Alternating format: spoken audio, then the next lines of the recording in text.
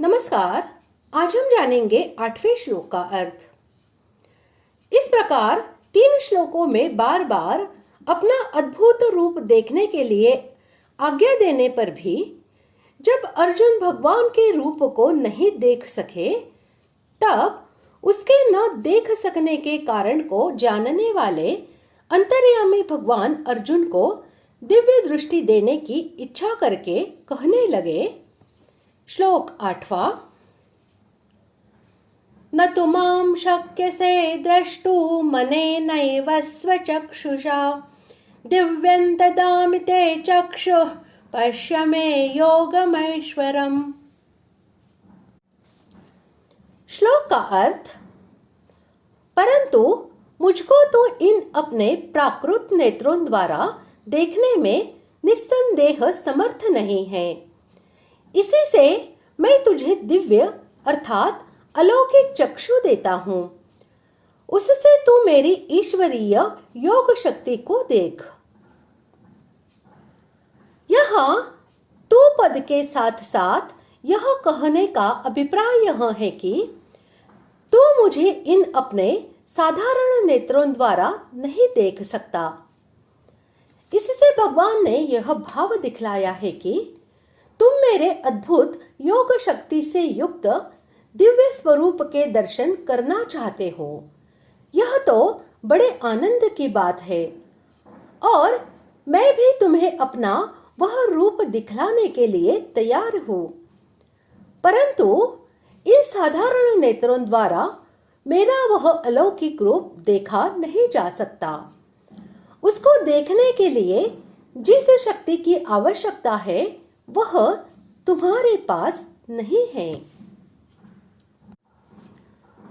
तुम्हारे जो चर्म चक्षु है, इनकी शक्ति बहुत अल्प और सीमित है।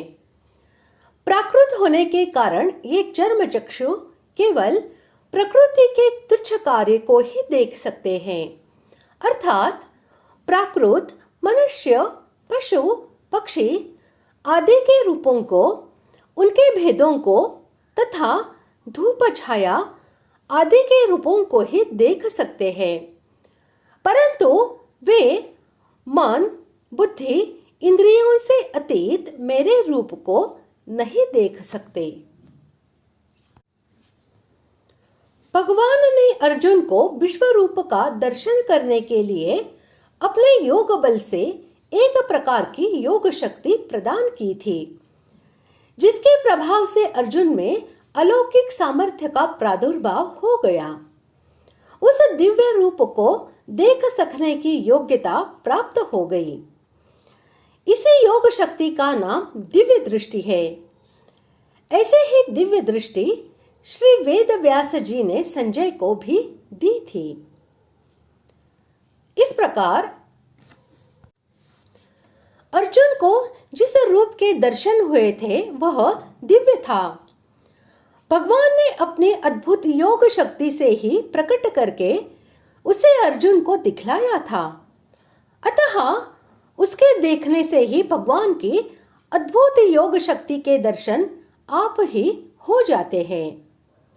इसीलिए यहाँ ऐश्वरम विशेषण के सहित योगम पद भगवान के अद्भुत योग शक्ति के सहित उसके द्वारा प्रकट किए हुए भगवान के विराट स्वरूप का वाचक है और उसे देखने के लिए कहकर भगवान ने अर्जुन को अपने विराट स्वरूप के दर्शन द्वारा योग शक्ति को देखने के लिए कहा है। इस प्रकार आज हमने 8वें श्लोक का अर्थ जान लिया है। अगले भाग में जानते हैं 9वें श्लोक का अर्थ। धन्यवाद।